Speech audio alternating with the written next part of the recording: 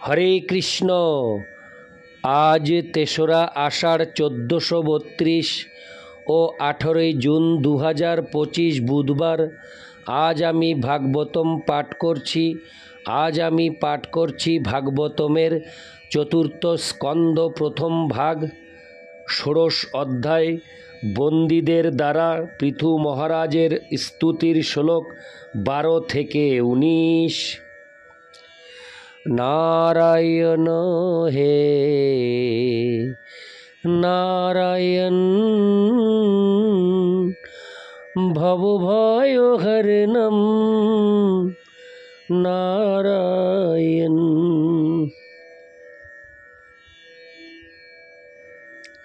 শ্লোক ১২। অন্তর্বহিশ্চ ভূতানাং পশ্যন কর্মাণি চারণ্যৈ উদাসীন ইবাধ্যক্ষ বায়ুরাত্মেব দেহিনাম। অনুবাদ: পৃথু মহারাজ তার সমস্ত প্রজাদের আভ্যন্তরীণ এবং বাহ্যিক সমস্ত কার্যকলাপ দেখতে সমর্থ হবেন, তবুও তার গুপ্তচর ব্যবস্থা কেউই জানতে পারবে না। দেহাভ্যন্তরস্থ প্রাণবায়ু যেমন বাহ্যিক এবং আভ্যন্তরীণভাবে কার্যকলাপ করা সত্ত্বেও সর্ববিষয়ে সর্বদা নিরপেক্ষ থাকে, পৃথু মহারাজও তেমন প্রশংসা এবং নিন্দায় উদাসীন থাকবেন। ইতি শ্লোক ১২। শ্লোক ১৩। না দণ্ডং দণ্ডয়তেষ। হরে কৃষ্ণ। শ্লোক ১৩ প্রথম থেকে আবার পাঠ করছি।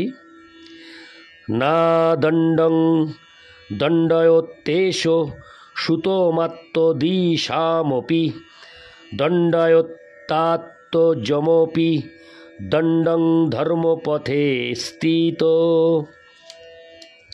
অনুবাদ: যেহেতু রাজা সর্বদা ধর্মপথে থাকবেন, তাই তিনি তার নিজের পুত্র এবং তার শত্রুর পুত্র উভয়ের প্রতি নিরপেক্ষ থাকবেন।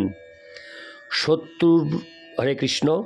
শত্রুর পুত্র যদি অদণ্ডনীয় হয় তাহলে তিনি তাকে দণ্ডদান করবেন না, কিন্তু তার নিজের পুত্র যদি দণ্ডনীয় হয় তাহলে তিনি তৎক্ষণাৎ তাকে দণ্ড দেবেন। তাৎপর্য: এই গুণগুলি হচ্ছে নিরপেক্ষ রাজার বৈশিষ্ট্য। রাজার কর্তব্য হচ্ছে অপরাধীকে দণ্ড দেওয়া এবং নির্দোষকে রক্ষা করা। পৃথু মহারাজ এতই নিরপেক্ষ ছিলেন যে যদি তার পুত্র দণ্ডনীয় হতো তাহলে তিনি তাকে দণ্ডদান করতে দ্বিধা করতেন না। পক্ষান্তরে যদি তার শত্রুর পুত্র নির্দোষ হতো তাহলে তিনি তাকে দণ্ড দেওয়ার কোনো রকম চেষ্টা করতেন না। ইতি শ্লোক ১৩। শ্লোক ১৪।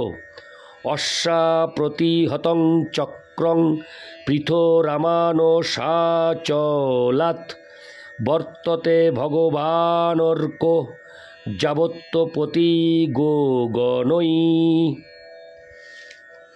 অনুবাদ: সূর্যদেব যেমন অপ্রতিহতভাবে তার উজ্জ্বল কিরণ মানসাচল পর্যন্ত বিস্তার করে, মহারাজ পৃথুর প্রভাবও তেমন যতদিন পর্যন্ত তিনি জীবিত থাকবেন ততদিন পর্যন্ত মানসাচল পর্যন্ত বিস্তৃত থাকবে। তাৎপর্য: মানসাচল সাধারণ মানুষের দৃষ্টির অগোচর হলেও সূর্যের কিরণ সেখানেও অপ্রতিহতভাবে পৌঁছায়।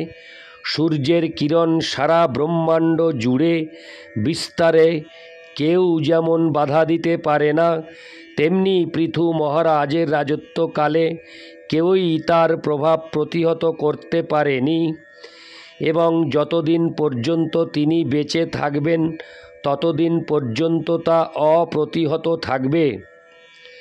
অর্থাৎ সূর্য কিরণকে যেমন সূর্যদেব থেকে পৃথক করা যায় না, তেমনি পৃথু মহারাজের শাসন ক্ষমতা পৃথু মহারাজ থেকে পৃথক করা যায় না।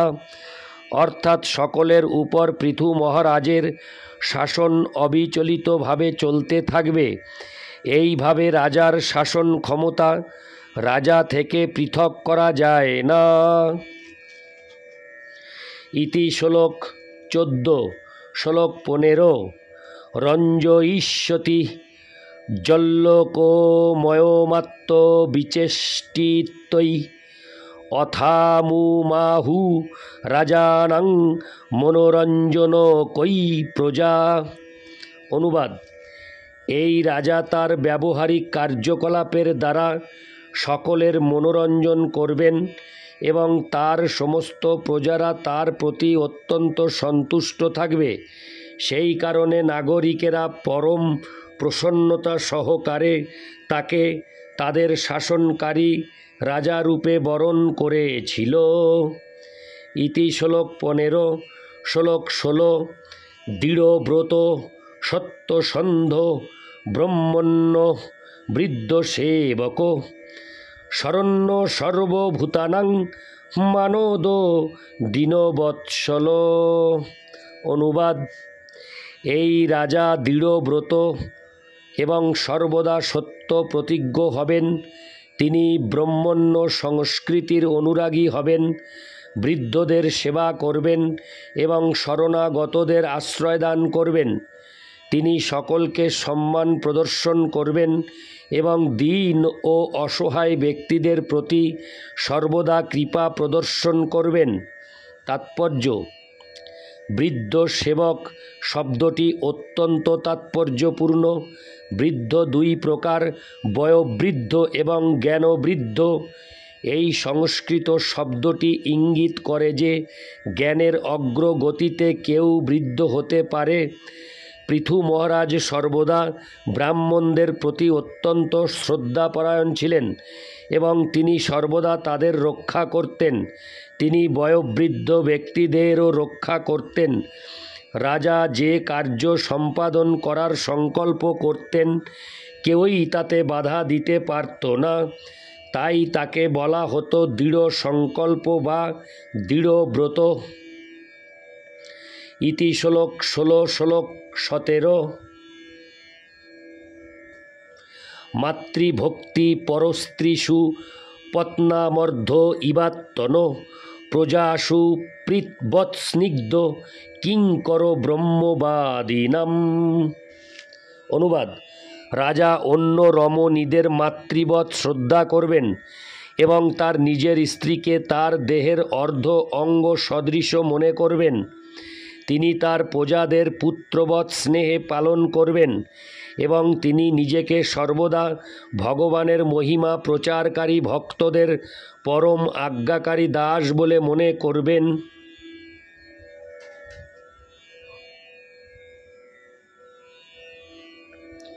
তাৎপর্য: পণ্ডিত ব্যক্তি স্বীয় পত্নী ব্যতীত অন্য সমস্ত রমণীদের তার মায়ের মতো দেখবেন, অন্যের ধন সম্পদ রাস্তার আবর্জনার মতো বলে মনে করবেন এবং অন্য সকলকে নিজের মতো বলে মনে করে তাদের প্রতি আচরণ করবেন।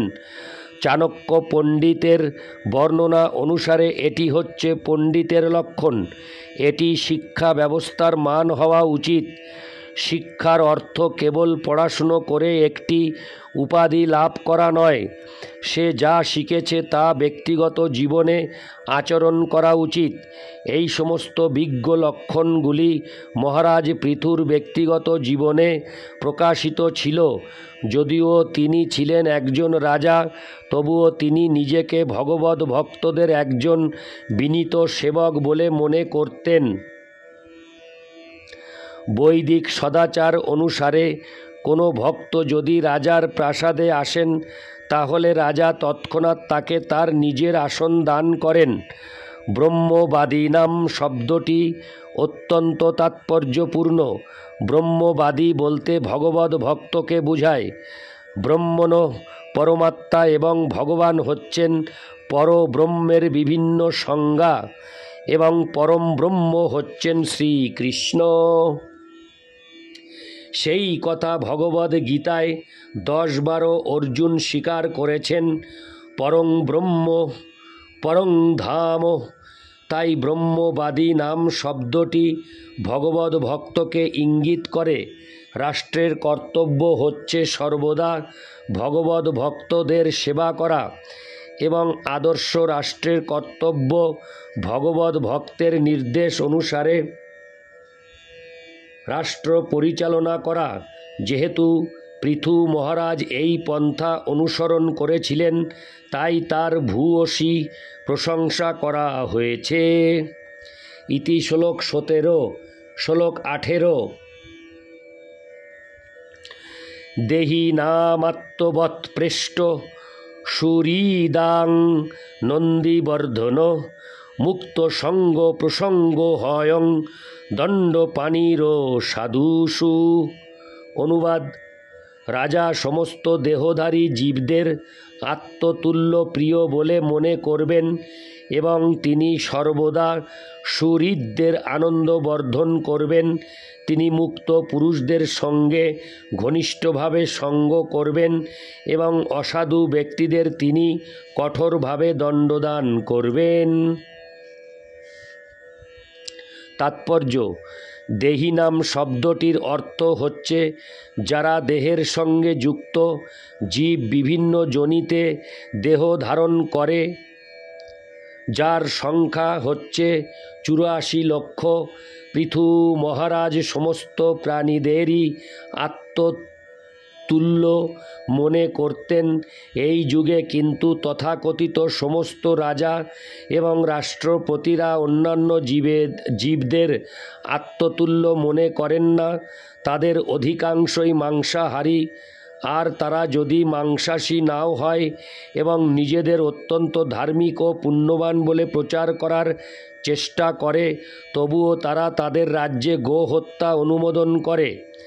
এই প্রকার পাপিষ্ঠ রাষ্ট্রপ্রধানেরা কখনোই জনপ্রিয় হতে পারে না। এই শ্লোকে আর একটি তাৎপর্যপূর্ণ শব্দ হচ্ছে মুক্ত সঙ্গ প্রসঙ্গ, অর্থাৎ রাজা সর্বদা মুক্ত পুরুষদের সঙ্গ করতেন। ইতি শ্লোক 18। শ্লোক 19। অয়ং তু সাক্ষাৎ ভগবাংস্ত্রধীশ কূটস্থ আত্মা কলয়াবতীর্ণ যস্মিন্ন বিদ্যার চিতং নিরর্থকং পশ্যন্তি নানাত্মমপি প্রতীতম। অনুবাদ: এই রাজা ত্রিভুবনের অধীশ্বর এবং তিনি সাক্ষাৎ ভগবানের শক্তিতে আবিষ্ট। তিনি নির্বিকার এবং ভগবানের শক্তাবেশ অবতার। মুক্ত ও পূর্ণ প্রজ্ঞ হওয়ার ফলে তিনি সমস্ত জড় বৈচিত্র্যকে অর্থহীন বলে মনে করেন, কারণ সেগুলি মূলত অবিদ্যার দ্বারা রচিত। তাৎপর্য: এই প্রার্থনার দ্বারা বন্দীরা পৃথু মহারাজের দিব্য গুণাবলীর বর্ণনা করেছেন। এই সমস্ত গুণের সারাংশ সাক্ষাৎ ভগবান শব্দ দুটিতে ব্যক্ত হয়েছে। তা ইঙ্গিত করে যে পৃথু মহারাজ হচ্ছেন সাক্ষাৎ ভগবান এবং তাই তিনি অন্তহীন সদ্গুণের অধিকারী। ভগবানের অবতার হওয়ার ফলে এই সমস্ত সদ্গুণে কেউ তার সমকক্ষ ছিল না। পরমেশ্বর ভগবান ষড়ৈশ্বর্যপূর্ণ এবং পৃথু মহারাজও এমনভাবে ভগবানের শক্তিতে আবিষ্ট হয়েছিলেন যে তিনি পূর্ণমাত্রায় ভগবানের এই 6টি ঐশ্বর্য প্রদর্শন করতে পারতেন। কূটস্থ শব্দটিও অত্যন্ত তাৎপর্যপূর্ণ, যার অর্থ হচ্ছে পরিবর্তনরহিত। 2 প্রকার জীব রয়েছে, নিত্যমুক্ত এবং নিত্যবদ্ধ। নিত্যমুক্ত জীব কখনোই ভুলে যান না যে তিনিই হচ্ছেন ভগবানের নিত্যদাস, যিনি তার সেই পদের কথা কখনো বিস্মৃত হন না এবং যিনি জানেন যে তিনি হচ্ছেন ভগবানের বিভিন্ন অংশ। তিনি নিত্যমুক্ত। এই প্রকার নিত্যমুক্ত জীবেরা হরে কৃষ্ণ পরমাত্মার বিস্তার রূপে তার প্রতিনিধিত্ব করেন। বেদে বলা হয়েছে নিত্য নিত্যানাম।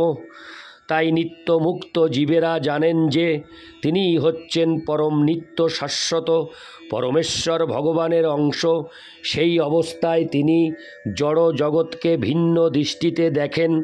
নিত্যবদ্ধ জীবের দৃষ্টিতে জড় বৈচিত্র্য পরস্পর থেকে ভিন্ন। এই সূত্রে আমাদের মনে রাখা উচিত যে বদ্ধ জীবের শরীর একটি পোশাকের মতো। মানুষ বিভিন্ন রকম পোশাক পরতে পারে, কিন্তু যথার্থ জ্ঞানী ব্যক্তি পোশাকের খুব একটা গুরুত্ব দেন না।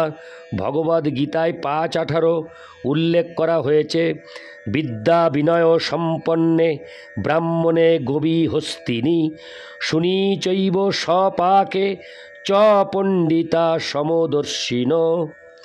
বিদ্যা ও বিনয় সম্পন্ন ব্রাহ্মণ, গাভী, হস্তি, কুকুর এবং চণ্ডাল এদের সকলের প্রতি যথার্থ জ্ঞানী সমদর্শী হন। তাই জ্ঞানী ব্যক্তি জীবের বহিরাবরণ স্বরূপ দেহটিকে দর্শন করেন না।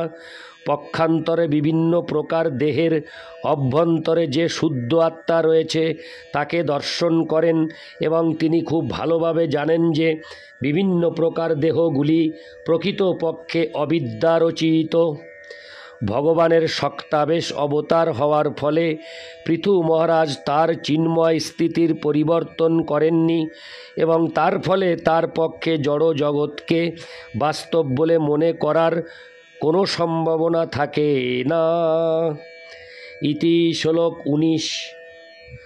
নারায়ণ হে নারায়ণ ভবভয় হরিণম নারায়ণ। হরে কৃষ্ণ।